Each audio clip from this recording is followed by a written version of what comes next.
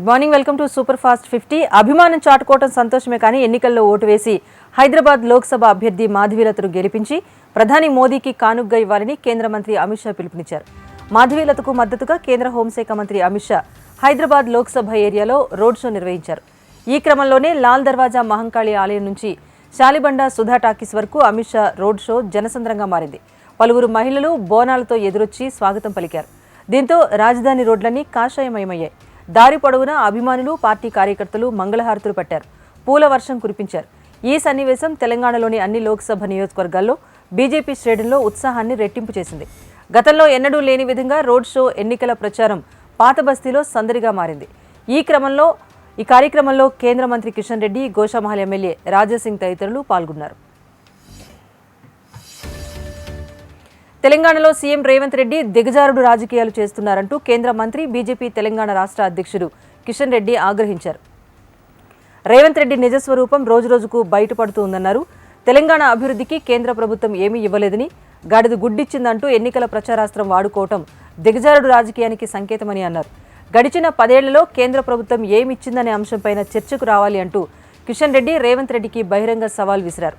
4 నెలల్లో రేవంత్ ప్రతిష్ట దిగజారిపోయిందని ఆరోపించారు కిషన్ రెడ్డి. రేవంత్ అహంకారంగా వ్యవహరిస్తున్నారని, పార్లమెంట్ ఎన్నికల్లో కాంగ్రెస్ పార్టీకి ప్రజలు బుద్ధి చెబుతారని కిషన్ రెడ్డి దుయ్యబట్టారు. 6 గ్యారంటీలు అమలు చేయలేని పరిస్థితిలో ఉన్న కాంగ్రెస్ తెలంగాణ ప్రజలకి ఇచ్చేదేమీ లేదు అంటూ ఎద్దేవా చేశారు కిషన్ రెడ్డి. దేశంలో లోక్సభ ఎన్నికల్లో బీజేపీకి 400 సీట్లు వస్తే రిజర్వేషన్లు ఎత్తివేసే కుట్ర జరుగుతోంది అంటూ సీఎం రేవంత్ రెడ్డి ఆరోపించారు. జగిత్యాల జిల్లాలోని కోరుట్లలో జరిగిన కాంగ్రెస్ జనజాతర సమావేశంలో పాల్గొన్న రేవంత్ రెడ్డి బీఆర్ఎస్, బీజేపీలపై తీవ్రంగా విరుచుకుపడ్డారు. రాష్ట్రంలో కేసీఆర్ 10 ఏళ్ల పాలనలో 100 ఏళ్ల విధ్వంసం జరిగిందని విమర్శించారు. బలహీన వర్గాల అభివృద్ధి కోసం ఎస్సీ, ఎస్టీ వర్గాల ప్రతినిధులు కాంగ్రెస్ అగ్రనాయకుడు రాహుల్ గాంధీని కలిసి కులగణన చేపట్టాలని కోరారని సీఎం రేవంత్ రెడ్డి గుర్తు చేశారు. బలహీన వర్గాలకు దక్కాల్సిన అవకాశాలు, నిధులు రావని అన్నారు. రిజర్వేషన్లపై గొంతెత్తి ప్రశ్నించినందుకు తనపై పగబట్టి స్వయంగా కేంద్ర హోంమంత్రి కేసు పెట్టారని పేర్కొన్నారు. ఎస్సీ, ఎస్టీ, బలహీన వర్గాల ప్రతినిధులు కాంగ్రెస్ అగ్రనాయకుడు రాహుల్ గాంధీని కలిసి కులగణన చేయాలని కోరారని అన్నారు రేవంత్ రెడ్డి. 10 ఏళ్ల పాలనలో కేసీఆర్ 100 ఏళ్ల విధ్వంసాన్ని సృష్టించారంటూ విమర్శించారు. బీఆర్ఎస్ అధినేత కేసీఆర్ ఎన్నికల ప్రచారంపై ఈసీ చర్యలు తీసుకుంది. 48 గంటల పాటు కేసీఆర్ క్యాంపెయిన్ పైన నిషేధం విధించింది ఎన్నికల కమిషన్. ఈ రోజు రాత్రి 8 గంటల నుంచి ఎల్లుండి రాత్రి 8 గంటల వరకు నిషేధం విధించింది. సిరిసిల్ల సభలో కాంగ్రెస్ పై కేసీఆర్ అనుచిత, అభ్యంతరకర వ్యాఖ్యలు చేశారు అంటూ ఎలక్షన్ కమిషన్ చర్యలు చేపట్టింది. ఎలక్షన్ కమిషన్ నోటీసులపైన బీఆర్ఎస్ అధినేత కేసీఆర్ స్పందించారు. తన వ్యాఖ్యలను అధికారులు సరిగా అర్థం చేసుకోలేదని అన్నారు ఆయన. కాంగ్రెస్ నేతలు తాను మాట్లాడిన కొన్ని వ్యాఖ్యలు మాత్రమే ఎంపిక చేసి ఈసీకి తప్పుగా ఫిర్యాదు చేశారని ఆరోపించారు కేసీఆర్. తెలంగాణలో పోలింగ్ సమయంపై కేంద్ర ఎన్నికల సంఘం కీలక నిర్ణయం తీసుకుంది. ఎండల తీవ్రత కారణంగా పోలింగ్ సమయం మరో గంట పాటు పెంచుతూ ఎన్నికల కమిషన్ ఉత్తర్వులు జారీ చేసింది. ఉదయం 7 గంటల నుంచి సాయంత్రం 6 గంటల వరకు పోలింగ్ సమయాన్ని పెంచారు. ఎండల కారణంగా ఓటర్లు ఓటు వేసేందుకు ఇబ్బందులు పడతారని, పోలింగ్ సమయం పెంచాలి అంటూ పలు రాజకీయ పార్టీలు ఈసీని కోరాయి. దీంతో కేంద్ర ఎన్నికల సంఘం పోలింగ్ సమయాన్ని మరో గంట పాటు పెంచింది. తెలంగాణ లోక్సభ ఎన్నికలకు అధికార యంత్రాంగం సన్నద్ధంగా ఉంది అన్నారు రాష్ట్ర ఎన్నికల ప్రధాన అధికారి వికాస్ రాజ్. ఈ నెల 3 నుంచి హోమ్ ఓటింగ్, పోస్టల్ ఓటింగ్ ప్రారంభమవుతుందన్నారు. అత్యధికంగా సికింద్రాబాద్లో 45 మంది, అత్యల్పంగా ఆదిలాబాద్లో 12 మంది బరిలో ఉన్నారన్నారు వికాస్ రాజ్. ఎన్నికల్లో ధన ప్రవాహాన్ని అడ్డుకునేందుకు చర్యలు తీసుకుంటున్నట్టుగా తెలిపారు. ఎన్నికల ఫిర్యాదులకు టోల్ ఫ్రీ నంబర్ 1950 ఏర్పాటు చేశామన్నారు. టోల్ ఫ్రీ నంబర్ ద్వారా ఇప్పటి వరకు 1227 ఫిర్యాదులు వచ్చాయని వివరించారు. రాష్ట్ర వ్యాప్తంగా 35,809 పోలింగ్ స్టేషన్లున్నాయన్నారు. 15,000 మంది సర్వీస్ ఓటర్లున్నారని తెలిపారు. ఇంటి వద్ద ఓటు వేసే వారి దగ్గరకు ఈ నెల 5, 6న తమ సిబ్బంది వెళ్తారని, ఇంటి దగ్గర ఓటు వేసేందుకు 10,000 మందికి అవకాశం కల్పించామని స్పష్టం చేశారు. బీఆర్ఎస్ కీలక నేతలందరూ ఆ పార్టీకి దూరమవుతున్నారు. అసెంబ్లీ ఎన్నికల్లో ఓడిపోయిన తర్వాత రాజకీయ భవిష్యత్తును దృష్టిలో పెట్టుకున్న నాయకులు ప్రత్యామ్నాయంగా కాంగ్రెస్, బీజేపీల వైపు చూస్తున్నారు. తాజాగా బీఆర్ఎస్ సీనియర్ నాయకుడు, మాజీ మంత్రి అల్లోల ఇంద్రకరణ్ రెడ్డి కాంగ్రెస్ పార్టీలో చేరారు. గాంధీ భవన్కు వచ్చే ముందు ఇంద్రకరణ్ రెడ్డి బీఆర్ఎస్ పార్టీ ప్రాథమిక సభ్యత్వానికి రాజీనామా చేశారు. తన రాజీనామా లేఖను బీఆర్ఎస్ పార్టీ అధినేత, మాజీ ముఖ్యమంత్రి కేసీఆర్కు పంపించారు. సంచార జాతుల కులాలకు చెందిన ముఖ్య నాయకులు కూడా కాంగ్రెస్ పార్టీలో దీపాదాస్ మున్షి సమక్షంలో చేరారు. ఇంద్రకరణ్ రెడ్డి బీఆర్ఎస్ ప్రభుత్వంలో 2 పర్యాయాలు దేవాదాయ, అటవీశాఖ మంత్రిగా పనిచేశారు. ఖైరతాబాద్ డీసీసీ అధ్యక్షుడు రోహిన్ రెడ్డితో కలిసి గాంధీ భవన్కు చేరుకున్న ఇంద్రకరణ్ రెడ్డి కాంగ్రెస్ రాష్ట్ర వ్యవహారాల ఇన్ఛార్జ్ దీపాదాస్ మున్షి సమక్షంలో పార్టీలో చేరారు. ఇంద్రకరణ్ రెడ్డికి పార్టీ కండువా కప్పిన దీపాదాస్ మున్షి కాంగ్రెస్ పార్టీలోకి ఆహ్వానించారు. ఇంద్రకరణ్ రెడ్డి గత అసెంబ్లీ ఎన్నికల్లో నిర్మల్ నుంచి పోటీ చేసి బీజేపీ అభ్యర్థి ఏలేటి మహేశ్వర్ రెడ్డి చేతిలో ఓటమి పాలయ్యారు. గత కొన్ని రోజులుగా ఇంద్రకరణ్ రెడ్డి పార్టీ మారనున్నారనే వదంతులు వచ్చినా ఆయన వాటిని ఖండిస్తూ వచ్చారు. ఎట్టకేలకు వదంతులను నిజం చేస్తూ కాంగ్రెస్ పార్టీ తీర్థం పుచ్చుకున్నారు. 5 నెలల కాంగ్రెస్ ప్రభుత్వంలో ప్రజలు విసుగు చెందారని ఆరోపించారు మాజీ మంత్రి హరీష్ రావు. పార్లమెంట్ ఎన్నికల్లో కాంగ్రెస్ ప్రభుత్వానికి ప్రజలే బుద్ధి చెబుతారన్నారు. సిద్దిపేట పట్టణంలో మెదక్ పార్లమెంట్ బీఆర్ఎస్ అభ్యర్థి వెంకట్రామిరెడ్డితో కలిసి ఇంటింటి ప్రచారం నిర్వహించారు. ఆయన పార్లమెంట్ ఎన్నికల్లో మెజార్టీ స్థానాల్లో బీఆర్ఎస్ గెలవబోతోంది అంటూ ధీమా వ్యక్తం చేశారు. రేపు కేంద్రంలో రాబోయే సంకీర్ణ ప్రభుత్వంలో బీఆర్ఎస్ కీలక పాత్ర పోషించబోతోంది అంటూ హరీష్ రావు ధీమా వ్యక్తం చేశారు. మోదీ నోటీసులకు భయపడే ప్రసక్తే లేదని, కేసీఆర్ లాంటి నియంతనే పక్కన కూర్చోబెట్టామని మంత్రి కోమటిరెడ్డి వెంకటరెడ్డి అన్నారు. దొంగ రాజీనామా లేఖలతో హరీష్ రావు మరోసారి ప్రజలను మోసగించడానికి ప్రయత్నం చేస్తున్నారన్నారు. నల్గొండలో జరిగిన కాంగ్రెస్ పార్టీ విస్తృత స్థాయి సమావేశంలో జానారెడ్డితో కలిసి మంత్రి పాల్గొన్నారు. ఈ సందర్భంగా బీఆర్ఎస్, బీజేపీలపై ఆయన విమర్శలు గుప్పించారు. సార్వత్రిక ఎన్నికల్లో కాంగ్రెస్ అభ్యర్థి కుందూరు రఘువీర్ రెడ్డిని గెలిపించాలని కోరారు. ఆగస్టు 15 లోపు 2 లక్షల రూపాయల లోపు రైతులకు రుణమాఫీ చేస్తామన్న మంత్రి కోమటిరెడ్డి లేని పక్షంలో దేనికైనా సిద్ధమే అని అన్నారు. కేంద్రంలో ఇండీ కూటమి అధికారంలోకి వస్తోందని, రాహుల్ ప్రధాని కాబోతున్నారు అంటూ జోస్యం చెప్పారు. మోదీ నోటీసులకు భయపడేది లేదన్నారు. బీఆర్ఎస్, బీజేపీలు రాష్ట్రానికి తీరని అన్యాయం చేశాయంటూ దుయ్యబట్టారు. ఉస్మానియా యూనివర్సిటీ మెస్ల మూసివేతపైన దుష్ప్రచారం కేసులో బీఆర్ఎస్ నేత క్రిషాంక్, ఓయూ విద్యార్థి నాగేందర్ను పోలీసులు అదుపులోకి తీసుకున్నారు. వీరిద్దరూ హైదరాబాద్ నుంచి కొత్తగూడెం వెళ్తూ ఉండగా పతంగి టోల్గేట్ వద్ద అదుపులోకి తీసుకున్నారు. ప్రతి ఏటా వసతి గృహాల మెస్ల మూసివేతపై ఉస్మానియా విశ్వవిద్యాలయం అధికారులు సర్క్యులర్ జారీ చేస్తూ ఉంటారు. ఈ ఏడాది కూడా అధికారులు సర్క్యులర్ జారీ చేయగా వాటిపైన సామాజిక మాధ్యమాల్లో దుష్ప్రచారం చేసి యూనివర్సిటీ ప్రతిష్టకు భంగం కలిగించినట్లుగా ఓయూ అధికారులు పోలీసులకు ఫిర్యాదు చేశారు. ఈ మేరకు పోలీసులు కేసు నమోదు చేసి క్రిషాంక్, నాగేందర్లను అదుపులోకి తీసుకున్నారు. వారిద్దరినీ ఓయూ పోలీస్ స్టేషన్కు తరలించారు. క్రిషాంక్ అరెస్ట్ను పోలీసులు ధృవీకరించారు. కేంద్ర హోంమంత్రి అమిత్ షా ఫేక్ వీడియో కేసులో ఢిల్లీ పోలీసులు ఇచ్చిన నోటీసులకు తెలంగాణ ముఖ్యమంత్రి రేవంత్ రెడ్డి సమాధానమిచ్చారు. ఈ కేసుతో తనకు సంబంధం లేదని, ఆ వీడియోను తాను షేర్ చేయలేదని ఢిల్లీ పోలీసులకు సమాధానమిచ్చారు. ఐఎన్సీ తెలంగాణ కాంగ్రెస్ ట్విట్టర్ ఖాతాను తాను నిర్వహించడం లేదని, తాను కేవలం 2 ట్విట్టర్ ఖాతాలను మాత్రమే వినియోగిస్తున్నానంటూ వెల్లడించారు. రేవంత్ రెడ్డి సమాధానాన్ని ఆయన తరపు న్యాయవాది సౌమ్య గుప్తా ఢిల్లీ పోలీసులకు అందజేశారు. Amit Shah deep fake video కేసులో సీఎం రేవంత్తో పాటు Congress social media chairman Manne Satish, state secretary Shivakumar, spokesperson Asma Tasleem నవీన్కు ఢిల్లీ పోలీసులు హైదరాబాద్ గాంధీ భవన్కు వచ్చి మరీ నోటీసులు ఇచ్చారు. మే 1న తమ ఎదుట విచారణకు హాజరు కావాలని ఆ నోటీసులో పేర్కొన్నారు. అయితే ఎన్నికల ప్రచారంలో ఉన్నందున తనకు 4 వారాల గడువు కావాలి అంటూ సీఎం రేవంత్ రెడ్డి కోరారు. నరేంద్ర మోదీని 3వ ప్రధానిగా చేయాలి అని మల్కాజ్గిరి పార్లమెంటు బీజేపీ అభ్యర్థి ఈటెల రాజేందర్ కోరారు. మోదీ హయాంలో మేక్ ఇన్ ఇండియా, సబ్కా సాథ్ సబ్కా వికాస్ పేరుతో దూసుకుపోతోందన్నారు. ప్రపంచంలోనే స్ట్రాంగ్ పొలిటికల్ లీడర్ మోదీ అని కొనియాడారు. తనను గెలిపిస్తే మల్కాజ్గిరి పార్లమెంట్ నియోజకవర్గ అభివృద్ధికి కృషి చేస్తానని హామీ ఇచ్చారు. ఫోరం టు ఇంప్రూవ్ థింగ్స్ ఆధ్వర్యంలో కాప్రా సర్కిల్లో ఈటెల రాజేందర్కు మద్దతుగా సమావేశాన్ని నిర్వహించారు. నరేంద్ర మోదీ మరోసారి అధికారంలోకి వస్తే అంబేద్కర్ రాసిన రాజ్యాంగాన్ని రద్దు చేస్తారని కాంగ్రెస్ పార్టీ సోషల్ మీడియా వేదికగా దుష్ప్రచారం చేస్తోంది అని మహబూబ్ నగర్ పార్లమెంట్ బీజేపీ అభ్యర్థి డీకే అరుణ ఆరోపించారు. అధికారం కోసం కాంగ్రెస్ పార్టీ దిగజారుడు రాజకీయాలకు పాల్పడుతోందన్నారు. అలాంటి కాంగ్రెస్ పార్టీకి ఓటు ద్వారానే సరైన గుణపాఠం చెప్పాలని డీకే అరుణ పిలుపునిచ్చారు. బీజేపీ పార్టీ ముస్లింలకు వ్యతిరేకమని కాంగ్రెస్ పార్టీ చిత్రీకరించే నీచ సంస్కృతికి తెరలేపిందని అన్నారు. అంతేకాకుండా కులాల మధ్య చిచ్చుపెట్టే ప్రయత్నాలను కాంగ్రెస్ పార్టీ అవలంబిస్తోంది అంటూ డీకే అరుణ మండిపడ్డారు. ఇచ్చిన హామీలను అమలు చేయని కాంగ్రెస్ పార్టీని పార్లమెంట్ ఎన్నికల్లో ఓడించి ఇంటికి పంపించాలని డీకే అరుణ పిలుపునిచ్చారు. మహబూబ్ నగర్ జిల్లా కేంద్రంలోని బార్ అసోసియేషన్ అడ్వకేట్స్తో డీకే అరుణ సమావేశమయ్యారు. మెదక్ బీజేపీ ఎంపీ అభ్యర్థి రఘునందన్ రావు బీఆర్ఎస్ నేతలపైన విరుచుకుపడ్డారు. గజ్వేల్లో బీజేపీ ఓబీసీ సామాజిక సమ్మేళనంలో రఘునందన్ రావు మాట్లాడారు. ఎమ్మెల్సీగా ఉన్నప్పుడు వెంకట్రామిరెడ్డి ప్రజలను పట్టించుకోలేదన్నారు. కోకాపేటలో ఆయన 100 కోట్లతో భూములు కొనుగోలు చేశారని ఆరోపించారు. కొత్త ప్రభాకర్ రెడ్డి ఎంపీగా ఉన్నప్పుడు హరీష్ రావు, కేటీఆర్ దుబ్బాకకు 1 రూపాయి కూడా తీసుకురాలేదన్నారు. ఫేక్ వీడియోలతో కాంగ్రెస్ అసత్య ప్రచారం చేస్తోందన్నారు. తెలంగాణ ప్రజలను 10 ఏళ్లు కేసీఆర్ మోసం చేస్తే ఇప్పుడు రేవంత్ రెడ్డి అంతకన్నా ఎక్కువ మోసం చేస్తున్నాడంటూ నిజామాబాద్ బీజేపీ ఎంపీ అభ్యర్థి ధర్మపురి అరవింద్ ఆరోపించారు. నిజాయితీగా మోదీ ఒక్కరే పనిచేస్తున్నారన్నారు. రిజర్వేషన్ తీసేస్తామని బీజేపీ ఎన్నడూ చెప్పలేదన్నారు. మత ప్రాతిపదికన రిజర్వేషన్లు చెల్లవని, అగ్రకులాల్లో ఉన్న పేదలకు రిజర్వేషన్లు ఇచ్చిన ఘనత మోదీకే దక్కుతుందన్నారు. కాంగ్రెస్ పార్టీ ముస్లింల కోసం రాజకీయాలు చేస్తోందని ధర్మపురి అరవింద్ ధ్వజమెత్తారు. రుణమాఫీపై సీఎం రేవంత్ రెడ్డి ఎక్కడికి పోతే అక్కడ దేవుడిపైన ప్రమాణం చేస్తున్నాడు అంటూ కరీంనగర్ బీజేపీ ఎంపీ అభ్యర్థి బండి సంజయ్ ధ్వజమెత్తారు. రేవంత్ రెడ్డికి మోదీ అంటే భయం మొదలైందన్నారు. రేవంత్ సీటుకు కొందరు కాంగ్రెస్ నేతలు ఎసరు పెట్టారని అన్నారు. సీట్ను కాపాడుకునే ప్రయత్నంలో రేవంత్ రెడ్డి బీజేపీ ఆర్ఎస్ఎస్లపై తప్పుడు మాటలు మాట్లాడుతున్నారంటూ బండి సంజయ్ మండిపడ్డారు. పరువు నష్టం దావా వేస్తే రాహుల్ గాంధీకి ఏమైందో ఒకసారి రేవంత్ గుర్తుంచుకోవాలన్నారు. రిజర్వేషన్ల రద్దు నాటకం కాంగ్రెస్ కుట్రలో భాగమే అన్నారు బండి. కరీంనగర్లో బండి సంజయ్ నిర్వహించిన కార్నర్ మీటింగ్లో కేంద్ర మంత్రి మురుగన్ పాల్గొన్నారు. కాంగ్రెస్ నేతల దుష్ప్రచారాన్ని ప్రజలు అసహ్యించుకుంటున్నారని బీజేపీ ఎంపీ లక్ష్మణ్ విమర్శలు గుప్పించారు.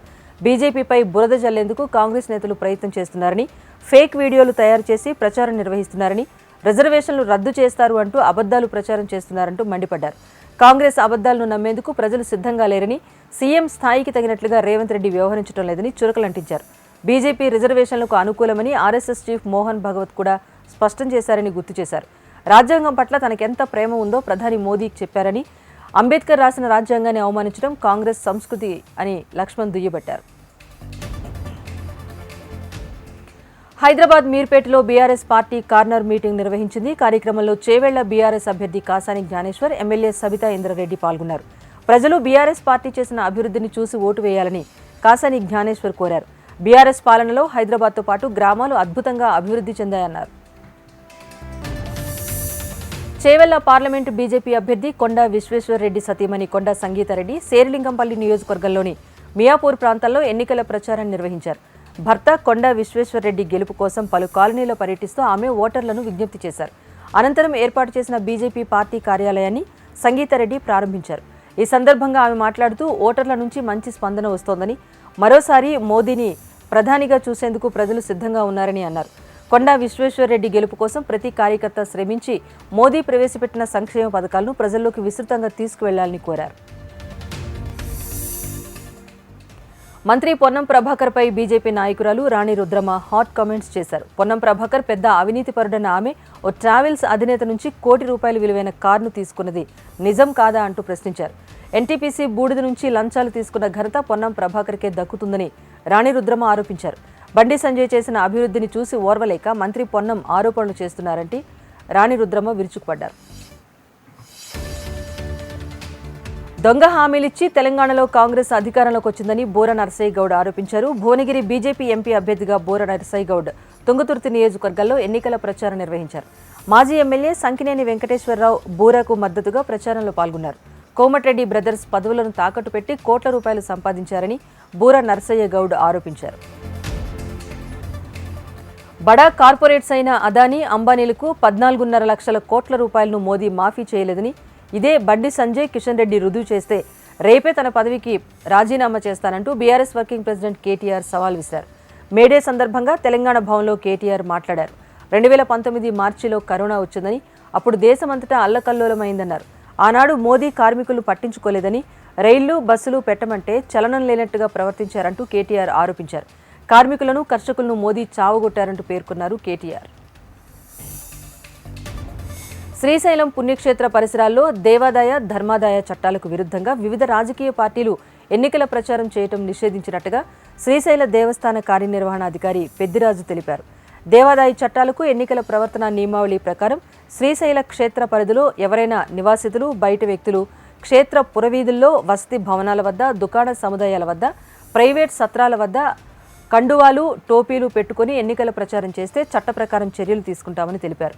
ఎలక్షన్ కోడ్ అమల్లో ఉన్నంత వరకు దేవస్థానంలో పనిచేస్తున్న రెగ్యులర్, కాంట్రాక్ట్, అవుట్సోర్సింగ్ సిబ్బంది రాజకీయ నాయకులను కలుసుకోవటం కానీ, ఫొటోస్ తీసుకోవటం కానీ చేయకూడదన్నారు.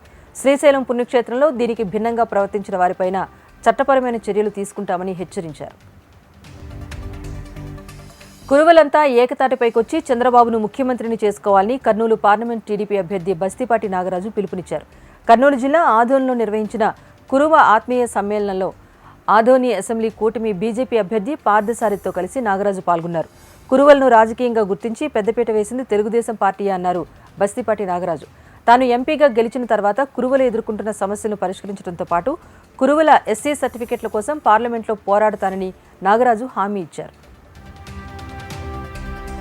కూటమి మేనిఫెస్టో చూస్తూ ఉంటే ప్రజలకు ఏమీ అర్థం కావటం లేదని ఎన్టీఆర్ జిల్లా నందిగామ వైసీపీ అభ్యర్థి జగన్మోహన్ విమర్శించారు. వైసీపీ పథకాలని చంద్రబాబు కాపీ కొట్టారు అంటూ ఎద్దేవా చేశారు. నమ్మశక్యం కాని హామీలతో ప్రజలను మోసం చేసేందుకు చంద్రబాబు మరోసారి సిద్ధమయ్యారంటూ మండిపడ్డారు. నందిగామ పట్టణంలో గడప గడపకు తిరుగుతూ ఫ్యాన్ గుర్తుకు ఓటు వేయాలని మొండితోక జగన్మోహన్ అభ్యర్థించారు. ప్రజలు మరోసారి జగన్ను ముఖ్యమంత్రిగా చూడాలని భావిస్తున్నారన్నారు. నియోజకవర్గాల్లో సంక్షేమ పథకాలు ప్రతి గడపకు చేర్చిన ఘనత వైసీపీ ప్రభుత్వానికే దక్కుతుందన్నారు జగన్మోహన్. దర్శి ఎన్నికల ప్రచారంలో దూసుకుపోతున్నారు వైసీపీ అభ్యర్థి డాక్టర్ బూచేపల్లి శివప్రసాద్ రెడ్డి. తల్లిదండ్రులు బూచేపల్లి వెంకాయమ్మ సుబ్బారెడ్డి చారిటబుల్ ట్రస్ట్ ద్వారా అనేక సామాజిక కార్యక్రమాలు చేపట్టిన శివప్రసాద్ రెడ్డి శాసనసభ్యుడిగా నియోజకవర్గ ప్రజలకు మరింత సేవ చేయాలనే లక్ష్యంతో ఎన్నికల బరిలోకి దిగారు. 2009లో ఎమ్మెల్యేగా గెలిచిన శివప్రసాద్ రెడ్డి 2014 ఎన్నికల్లో స్వల్ప ఓట్లతో ఓడిపోయారు.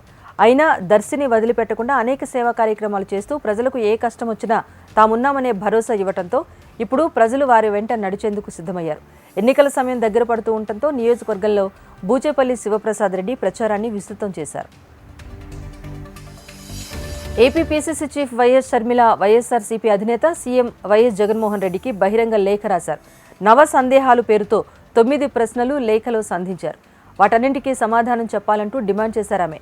దళితులు గిరిజనులకు సంబంధించిన అంశాలు, వారిపై జరుగుతున్న దాడుల అంశాలను ఇందులో ప్రస్తావించారు. ఈ 5 ఏళ్ల పాలనలో ఏం చేశారంటూ ప్రశ్నించారు. అంతేకాదు ఎస్సీ ఎస్టీ సబ్ ప్లాన్ నిధులను దారి మళ్లించారంటూ ఆరోపించారు. రాష్ట్రంలో ఎస్సీ ఎస్టీ సబ్ ప్లాన్ నిధులను దారి మళ్లించిన విషయం వాస్తవం కాదా అంటూ ప్రశ్నించారు షర్మిల.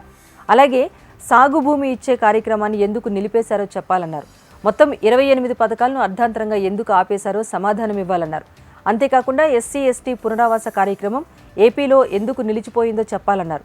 రాష్ట్రంలో ఎస్సీ ఎస్టీ విద్యార్థుల కోసం ప్రవేశపెట్టిన విదేశీ విద్యా పథకానికి అంబేద్కర్ పేరు ఎందుకు తీసేశారో చెప్పాలని డిమాండ్ చేశారు.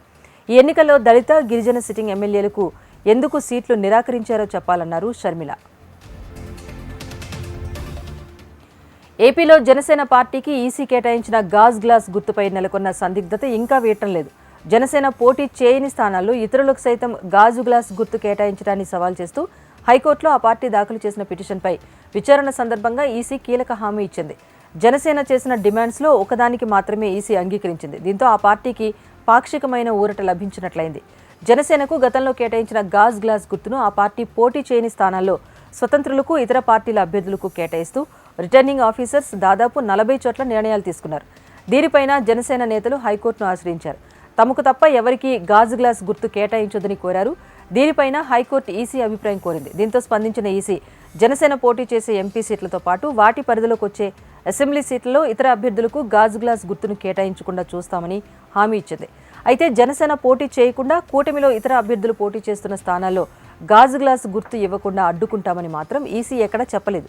దీంతో ఈ విషయంలో సందిగ్ధత ఇంకా కొనసాగుతోంది. రాష్ట్రంలో పేదల భూములు కొట్టేసేందుకు సీఎం జగన్ కొత్త చట్టం తీసుకొచ్చారని చంద్రబాబు ఆరోపించారు. బాపట్ల జిల్లా చీరాల్లో నిర్వహించిన ప్రజాగళం సభలో ఆయన ప్రసంగించారు. రెండోసారి వైసీపీని నమ్మి ఓటు వేస్తే ప్రజల ఆస్తులన్నీ పోతాయన్నారు. రికార్డులు మార్చి ప్రజలు భూములు రాయించుకునేందుకు జగన్ సర్కారు సిద్ధమైంది అంటూ విమర్శలు గుప్పించారు. ఎన్నికల ప్రచారంలో భాగంగా జనసేన అధినేత పవన్ కళ్యాణ్ అంబేద్కర్ కోనసీమ జిల్లా మండపేటలో పర్యటించారు. ఈ సందర్భంగా ఎన్డీఏ కూటమి రిలీజ్ చేసిన ఉమ్మడి మేనిఫెస్టోలో ముఖ్య అంశాలను ప్రజలకు చదివి వినిపించారు.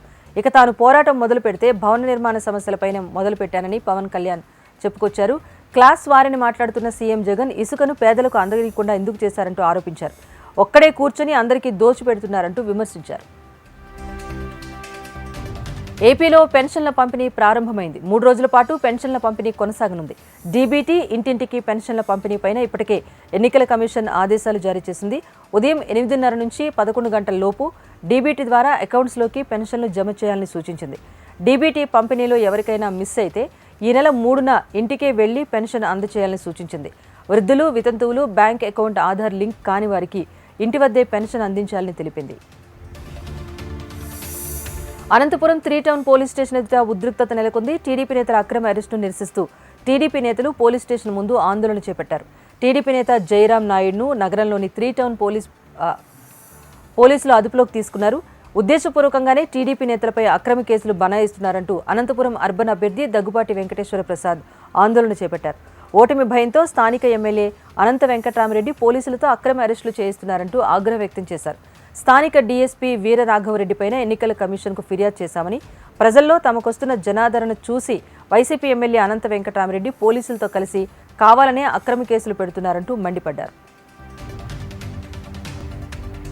ఏపీలో ఎన్నికల ప్రచారం జోరుగా కొనసాగుతోంది. గెలిపే లక్ష్యంగా అభ్యర్థులు, వారి కుటుంబ సభ్యులు సర్వశక్తులు ఒడ్డుతున్నారు. విజయవాడ పార్లమెంట్ వైసీపీ అభ్యర్థి కేశినేని నాని, పశ్చిమ నియోజకవర్గం వైసీపీ అసెంబ్లీ అభ్యర్థి ఆసిఫ్కు మద్దతుగా కేశినేని శ్వేత ఎన్నికల ప్రచారం నిర్వహించారు. గడప గడపకు వెళ్తూ ఓటర్లతో మాట్లాడి వైసీపీ అభ్యర్థులకు ఓటు వేసి గెలిపించాలని కోరారామె. ఈసారి జరిగే ఎన్నికలు ప్రజల జీవితాలను మార్చే ఎన్నికలని, కూటమి అభ్యర్థి గెలిస్తే విజయవాడ ఫర్ సేల్ బోర్డు పెడతారు అంటూ శ్వేత విమర్శించారు. గత 10 సంవత్సరాల నుంచి తన తండ్రి కేశినేని నాని విజయవాడని ఎంతో అభివృద్ధి చేశారని శ్వేత అన్నారు. దాదాపు 8,000 కోట్ల రూపాయలతో infrastructure projects, flyover, hospital, airport కోసం కేశినేని నాని కృషి చేశారని వివరించారు కేశినేని శ్వేత. నెల్లిమర్ల నియోజకవర్గం ఎన్డీఏ కూటమి ఎమ్మెల్యే అభ్యర్థి నాగం లోకం మాధవి విస్తృతంగా ఎన్నికల ప్రచారం నిర్వహిస్తున్నారు. పూసపాటిరేగ, బత్తివలస, పిట్టపేట, గొల్లపేట, కొవ్వాడ, పేరాపురం గ్రామాల్లో ఆమె పర్యటించారు. పెద్ద ఎత్తున మహిళలు పాల్గొని హారతులిచ్చి పూలమాలలు వేశారు. నెల్లిమర్ల నియోజకవర్గంలో సాగునీరు, తాగునీరు లేక ప్రజలు తీవ్రంగా ఇబ్బందులు పడుతున్నారని లోకం మాధవి తెలిపారు. అంచెలంచెలుగా అన్ని గ్రామాల్లో సమస్య పరిష్కరిస్తామని హామీ ఇచ్చారు. వైసీపీ ప్రభుత్వం అవినీతి అక్రమాలకు పాల్పడుతోందని, ప్రజలను అన్ని విధాల ఇబ్బందులకు గురిచేస్తోందని ఆరోపించారు. అటువంటి పార్టీకి ఎన్నికల్లో బుద్ధి చెప్పాలని లోకం మాధవి పిలుపునిచ్చారు. తాడిపత్రిలో ముస్లింల అభ్యున్నతికి తోడ్పడింది జేసీ ఫ్యామిలీయేనని టీడీపీ ఎమ్మెల్యే అభ్యర్థి అస్మిత్ రెడ్డి పేర్కొన్నారు. ఎన్నో జాతీయ అవార్డులు వచ్చిన తాడిపత్రి మున్సిపాలిటీ ప్రస్తుతం అభివృద్ధిలో వెనుకబడిందన్నారు. తాడిపత్రిలోని ఓ ప్రైవేట్ ఫంక్షన్ హాల్లో మైనార్టీల ఆత్మీయ సమావేశాన్ని ఏర్పాటు చేశారు. ఈ సందర్భంగా JC Pavan Reddy, MLC Deepak Reddy, Anantapur TDP MP అభ్యర్థి అంబికా లక్ష్మీనారాయణ ప్రసంగించారు. ప్రజా వ్యతిరేక పాలనకు బుద్ధి చెప్పడానికి ప్రజలు సిద్ధంగా ఉన్నారని అన్నారు. అరకు పార్లమెంటు ఉమ్మడి అభ్యర్థి కొత్తపల్లి గీత మేడే సందర్భంగా కార్మికులకు శుభాకాంక్షలు తెలిపారు. రాష్ట్రంలో శ్రామికులను, రైతులను, యువకులను మోసం చేసి నిర్వీర్యం చేసిన పార్టీగా వైసీపీ నిలిచింది అంటూ ఫైర్ అయ్యారు. ఇక 7 నియోజకవర్గాల్లో ఎన్నికల పర్యటనలు విజయవంతంగా కొనసాగుతున్నాయని చెప్పారు. అరకు పార్లమెంటు ఉమ్మడి అభ్యర్థి కొత్తపల్లి గీత. ప్రధాని మోదీ నామినేషన్ దాఖలు చేసే తేదీ ఫిక్స్ అయింది. వారణాసి బీజేపీ ఎంపీ అభ్యర్థిగా ఈ నెల 13వ తేదీన మోదీ నామినేషన్ దాఖలు చేయనున్నారు. నామినేషన్ సందర్భంగా భారీ ర్యాలీగా వెళ్లి రిటర్నింగ్ అధికారికి ప్రధాని నామినేషన్ పత్రాలు సమర్పించనున్నారు. మోదీ నామినేషన్ కార్యక్రమం సందర్భంగా ఉత్తరప్రదేశ్ బీజేపీ యూనిట్ అప్రమత్తమైంది. నామినేషన్ సందర్భంగా ఏర్పాటు చేసే ర్యాలీ, సభకు భారీ జన సమీకరణ చేసేందుకు కసరత్తు మొదలుపెట్టింది. ప్రస్తుతం వారణాసి సిట్టింగ్ ఎంపీగా ఉన్న మోదీ మరోసారి అక్కడి నుంచి బరిలోకి దిగుతున్నారు. ఇక వారణాసిలో ప్రధాని మోదీపై ఉత్తరప్రదేశ్ కాంగ్రెస్ ప్రెసిడెంట్ అజయ్ రాయ్ పోటీకి దిగుతున్నారు. వారణాసిలో పోలింగ్ జూన్ 1వ తేదీన చివరి దశలో జరగనుంది. మోదీ మూడోసారి ప్రధానమంత్రి అయితే దేశంలో నక్సలిజంతో పాటు టెర్రరిజం పూర్తిగా అంతమవుతుందని కేంద్ర హోంమంత్రి అమిత్ షా అన్నారు. ఎన్నికల ప్రచారంలో భాగంగా అమిత్ షా ఛత్తీస్గఢ్లో పర్యటించారు. దేశ అభివృద్ధి కోసం మోదీకి మరోసారి ఓటు వేయాలని చెప్పారు. కరోనా కష్టకాలంలో ప్రతి ఒక్కరికి వ్యాక్సిన్ అందించిన ఘనత బీజేపీకే దక్కుతుందని, టీకా విషయంలో కూడా రాహుల్ విమర్శలు చేస్తున్నారంటూ అమిత్ షా ఆగ్రహం వ్యక్తం చేశారు. దేశ ప్రజలకిచ్చిన ప్రతి హామీని ఈ 10 ఏళ్ల కాలంలో ప్రధాని మోదీ నెరవేర్చలేదని ఏఐసీసీ అధ్యక్షుడు మల్లికార్జున ఖర్గే దుయ్యబట్టారు. ప్రతి ఏటా 2 కోట్ల ఉద్యోగాలు ఇస్తానన్న మోదీ హామీ ఏమైంది అంటూ ప్రశ్నించారు. రైతుల ఆదాయం రెట్టింపు చేస్తామన్న మోదీ గ్యారంటీ ఎక్కడా అన్నారు. అబద్దాల మీద అబద్దాలు చెప్పి 2 సార్లు అధికారంలోకి వచ్చిన మోదీ ఈసారి 400 సీట్లంటూ గారడీ చేస్తున్నారంటూ ఎద్దేవా చేశారు. ఈ ఎన్నికలు జనానికి, మోదీకి మధ్య జరుగుతున్న ఎన్నికలని ఖర్గే పేర్కొన్నారు. దేశ సంపదను ప్రధాని మోదీ కార్పొరేట్లకు దోచిపెడుతున్నారు అంటూ కాంగ్రెస్ అగ్రనేత రాహుల్ గాంధీ విమర్శలు గుప్పించారు. విద్యుత్, బొగ్గు వంటి వనరులను అదానీకి ధారాదత్తం చేశారంటూ దుయ్యబట్టారు. రైతుల తమ హక్కుల గురించి ప్రశ్నిస్తే టెర్రరిస్టులు అంటూ ముద్ర వేస్తున్నారంటూ రాహుల్ ఆగ్రహం వ్యక్తం చేశారు. అదానీ, అంబానీల కోసమే మోదీ నల్ల చట్టాలు తీసుకొచ్చారంటూ రాహుల్ గాంధీ ధ్వజమెత్తారు. గెలిచి ప్లే ఆఫ్ ఆశలను పదిలం చేసుకోవాలనుకుంటున్న చెన్నై ఆశలపైన పంజాబ్ కింగ్స్ నీళ్లు చల్లింది. కీలక సమయంలో విజయం సాధించి ప్లే ఆఫ్స్ రేసులో నిలిచింది. చెన్నై సూపర్ కింగ్స్తో జరిగిన మ్యాచ్లో పంజాబ్ 7 వికెట్ల తేడాతో విజయం సాధించింది. మొదట సూపర్ కింగ్స్ 162 పరుగులు చేయగా పంజాబ్ బ్యాటర్లు 17.5 ఓవర్లలో ఆ లక్ష్యాన్ని ఛేదించేశారు.